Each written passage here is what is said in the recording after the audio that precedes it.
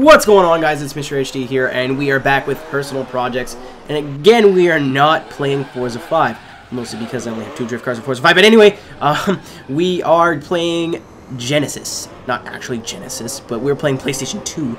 But this to you looks like a 300zx drifting fairly poorly on midfield raceway in Gran Turismo 3.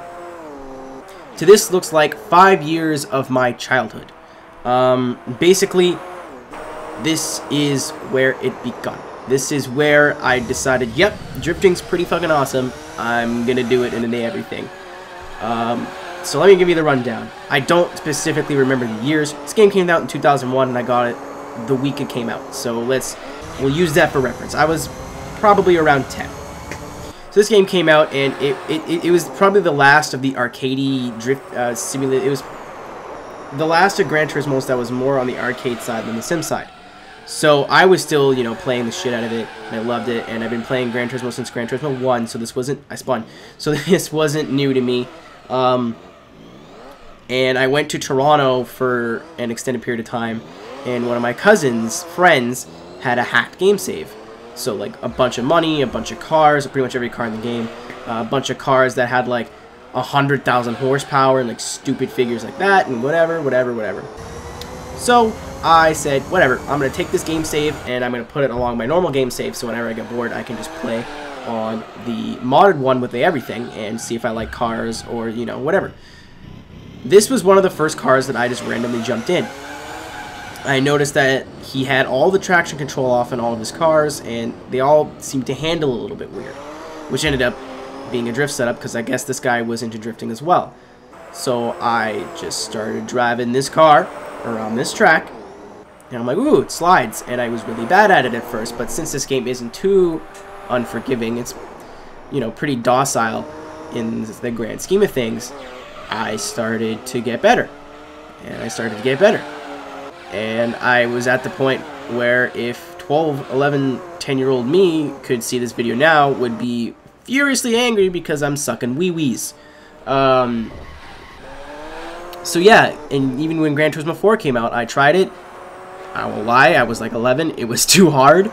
And I went back to this, and this is all I did for probably 3 or 4 years. One of my first videos ever on YouTube was actually a Gran Turismo 3 breaking 1,000 horsepower or 1,000 miles an hour video. So this game has a very special place in my heart, and this is my first ever drift car in a game that wasn't Need for Speed or any game where drifting was ridiculously easy. It's not so easy that anyone could do it in this game, but it's not as hard as it is in like Live for Speed or R Factor. It's not a sim. It's not even a simcade game. It is definitely on the arcade side, but I don't even care, man. Even this car has 850 horsepower. I think slick tires on it. I'm positive. You know, it understeers really bad, and when it doesn't understeer, it gets snap oversteer because you can't control. There's no throttle control. You have to stab it. Because it's a PS2 game, there was no, like, triggers, so either you're 100% throttle or you're 0. Which is, you know, okay now. It was okay back in the day because there was no, you wouldn't know the difference, but, you know, I keep saying that. This car, I guess it was twin turbo leg up the bum.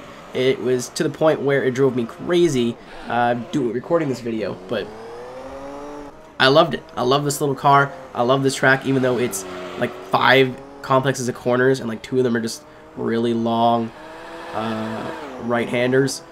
I loved it. I did it for hours, almost every day for several years, and this is what was the spark for me. It got me into looking up option videos and D1 videos. You know, me, little 11-year-old 12 me watching D1 sounds a little weird because you wouldn't have pictured 11, 12-year-old even giving a damn about Japanese drifting anymore. And there's like, Ken Block, blah, you know. But this is where it all started for me. This was the spark to the passion that I have for drifting, and drifting in video games and everything in between. You guys can thank to Gran Turismo 3, the Nissan 300zx, and Midfield Raceway. So if that got a little nostalgia trippy, good. That was the point.